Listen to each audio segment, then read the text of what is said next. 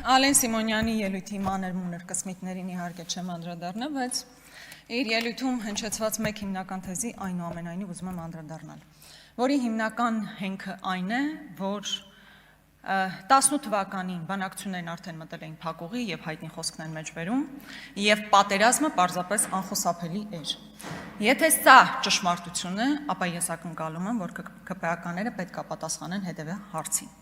Եթե բանակցությունները գտնվում էին փակուղում, եթե պատերազմը անխուսափելի էր, այդ դեպքում ինչու է Նիկոլ Փաշինյանը կատարել քայլեր, որոնք միայն կարագացնեին վերահաս պատերազմը։ Գնալով Ստեփանակերտ եւ կանչելով Արցախը, Հայաստանը եւ վերջ, Տավուշյան դեպքերը իրական ներկայացնելով որպես մի մեծ սարդարապատ եւ հետո ազգային հերոսների այսպես պարգևներ շնորհել, եթե պատերազմը վերահաս էր, եթե անխուսափելի էր պատերազմը, դուք գիտեիք, որ բանակցությունները փակուղու մեջ են եւ պետքա փորձեիք այդ փակուղուց հանել եւ ոչ թե սադրել, իրականացնել գործողություններ, որոնք ուղղակի Ալիևի ձեռքերը կբացեին։ Այս տրամաբանական շղթան կտրվում այդ նույն պահին եւ դուք պետքա հիշեք, թե ինչ գործողություններ է իրականացրել Նիկոլ Փաշինյանը։ Երբ այստեղ խոսվեց արցախցիների վերադարձի իրավունքի մասին, որ պետքա Փակենք այս էջը արցախցիների վերադարձի մասին որևէ խոսք չպետք է հնչեցվի, որովհետև Ադրբեջանն էլ խոսելու է ադրբեջանցիների վերադարձի մասին։ Նախ ուզում եմ ասել, որ սրանք նույն հարթության վրա դնելը ճիշտ չէ,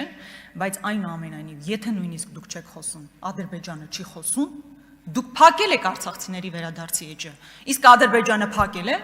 պետական ֆինանսավորում է տալիս հայտնի ՀԿ-ներին, որոնք խոսում են ադրբեջանցիների Հայաստան վերադարձի մասին։ Այդ հայելային քաղաքականությունը որևէ կերպ չի աշխատում, ադրբեջանցիների վերադարձը դարձել է պետական քաղաքականություն Ադրբեջանի համար, ու ինչքան էլ դուք չխոսաք արցախցիների բնական վերադարձի իրավունքի մասին, Ադրբեջանը միևնույն է խոսում է։ Հետևաբար, այո, Հայաստանը պետք է պաշտպանի Արցախի ժողովրդի վերադարձի միջազգային իրավունքի միջազգայնացման օրակարգին։ Սիրելի հայրենակիցներ, հասկանալի է, որ նախընտրական շրջափուլում ենք, տարբեր խոստումներ են հնչեցվելու, բայց ողբերգությունը, երբ որ գործող իշխանությունը ոչ թե խոստում է հնչեցնում, այլ սպառնում է սեփական ժողովրդին վերահաս պատերազմով։ Իհարկե ժամանակին Նիկոլ Փաշինյանը նման մի ձևակերպում անում էր, ասում էր կամ ես կլինեմ վարչապետ, կամ Հայաստանը վարչապետ չի ունենա, իհարկե այլ համատեքստում, այլ իրավիճակում, հիմա փաստորեն այդ տրամաբանությունը տրանսֆորմացվել է եւ դարձել է կամ ես կլինեմ վարչապետ, կամ դուք բոլորդ պետք է պատերազմի մեջ գտնվեք, Ալիևը ձեզ վրա կհարձակվի։ Ալիևին եք մեր ժողովրդի վրա, այսպես տղա բերում։ Ալիևով եք մեզ սպառնում, հայ ժողովուրդը արժանի է նրան, որ Ալիևով դուք իրան սպառնաք, բայց ժողովրդը էթնիկ զտման է ենթարկվել, հայրենիքա կորցրել, տարածքներ են օկուպացված։ Բա մեր ժողովուրդը արժանի է նրան, որ դուք Ալիևով իրեն սպառնաք, ինչա թե մի հատ աթոռ եք պահում, միթե կարելի է աթոռը սիրել այնքան եւ սեփական ժողովրդին չսիրել այնքան, որ Ալիևին մեր ժողովրդի վրա տղա բերել։ Եվ հետո ուզում եմ շարունակել Տիկին Վարդանյանի այդ միտքը, այո, ասում են հիմա եթե մեզ չընտրեք, պատերազմ է լինելու։ Սիրելի հայրենակիցներ, 18 թվականին դուք ընտրել եք այս իշխանություններին։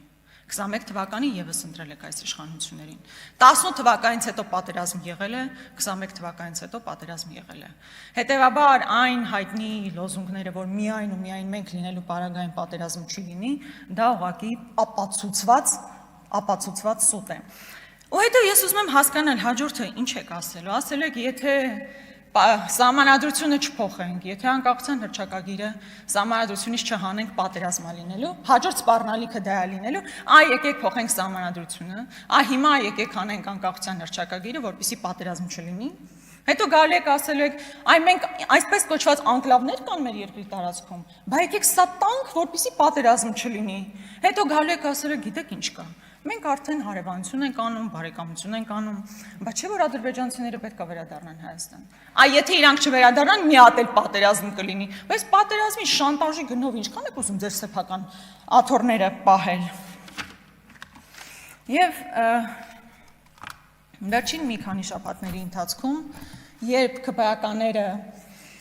փորձում էին բացատրել, թե ինչու են կարծում, որ ընդդիմությունը պատերազմ է բերելու, Սովորաբար մատնանշում էին իմ ելույթից մի կտոր, որտեղ ես ասում եմ, որ դա դիվանքը մերն է։ Դադիվանքը կգամ Արարատին, դադիվանքը մերը չի, դադիվանքը հայկական չի, դուք դադիվանքում մոմ վառած չկաք, դադիվանքը մերն է, դադիվանքը հայկական է, եթե դուք կարծում եք հայկական չի, և ինչպես Ալիևն է ասում աղբանական է, եկեք ես ամբյանից ասեք դադիվանքը մերը չի, ժողովուրդը հասկանա ձեր դիրքորոշումները, ձեր պատմության, ձեր ինքնության նկատմամբ ինչ է, դադիվանքը մերն է, հայկական է, ուրիշ կարծիք լինել չի կարող։ Հաջորդը, կամ Ղազանչեցոց, նույն այդ ելույթից մեջ Ղազանչեցոցի մասին եմ խոսում։ Ձեր կուսակից ընկերներից մեկը Արմեն Գրիգորյան։ Արմեն Գրիգորյանի հարսանիքը եղել է Ղազանչեցոցում։ Հայկական եկեղեցի Տիկին Ղազան երևի ներկա եք եղել, որ ասում եք հրաշալի հարսանիք, այդ հրաշալի հարսանիքը եղել է հայկական Սուրբ Ղազանչեցոցում։ Մերը չի, հայկական չի,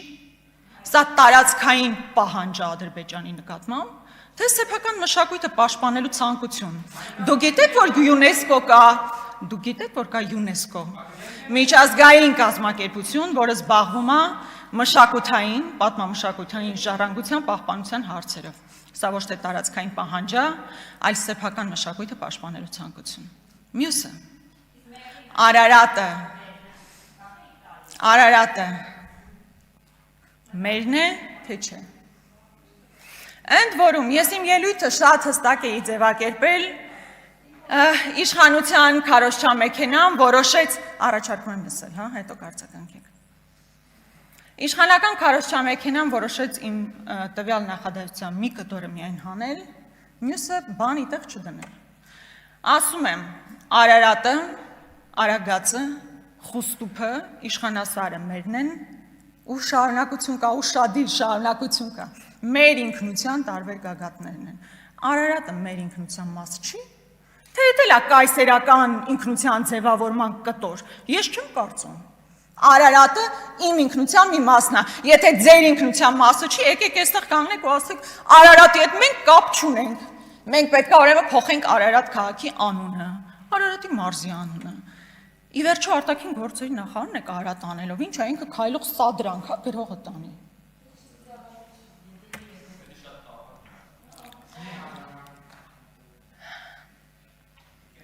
Հիմա գնում է,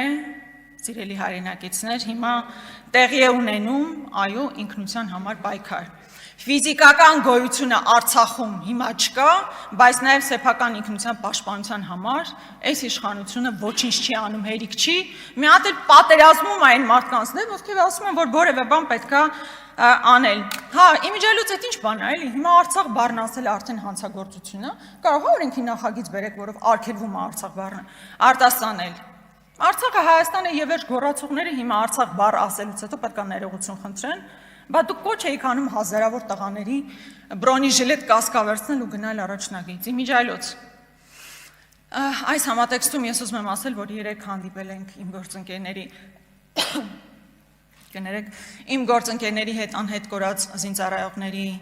ծնողների հետ եւ իրենք հստակ պահանջ ունեն, որպեսզի հրապարակվի այն փաստաթուղթը, որը կազմվել է 44 օրյա պատերազմի հանգամանքները քննող հանձնաժողովի նիստերի արդյունքում, այդ պահանջը լեգիտիմ է, որքան էլ մենք կարծում ենք, որ չէր կարող օբյեկտիվ լինել այդ համապատասխան փաստաթուղթը, բայց ծնողներն այդ պահանջը ունեն եւ դուք պարտավոր եք առաջ գնալ այդ պահանջին։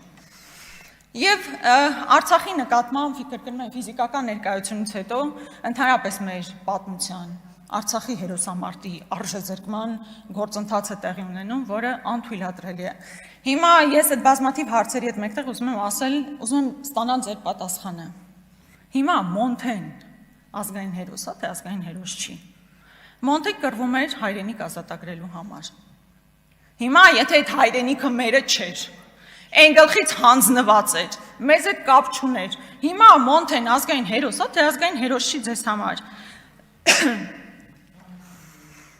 Եվ կարող է դուք հասնեք մի օրի, որ ընդհանրապես Հայաստանի Հանրապետությունը վերջում համարեք օկուպանտ երկիր։ Իհարկե սա հիմա աբսուրդ կարող է հնչել, բայց այն գործողությունների եւ հայտարարությունների տրամաբանությունը, որ այսօր կարող ենք տեսնում ենք, հենց այդ ուղղությամբ էլ տանում է, այո, դուք դիվահարվում եք երաշխավոր բառից, որովհետեւ ձեր ընկալման մեջ, ձեր պատկերացման մեջ միակ երաշխավորը պետք է լինի Ադրբեջանը, երեք այն հորթի վզակալի հայտնի պատմության նման, հիմա Ադրբեջանը այսպես թոկը գցել է, ասում է պետք է ամեն բան իրականացնեք, բայց հստակ մեր ժողովրդին ուզում եմ ասել, Հայաստանում չկա որևէ ընդդիմադիր քաղաքական ուժ, ավարտում եմ, ով տարածքային պահանջ ունի հարևան երկրների նկատմամբ, բայց սեփական ինքնությունը պաշտպանելը օրվա հրամայական է, պատմական հրամայական։ Ռուբեն Ռուբինյան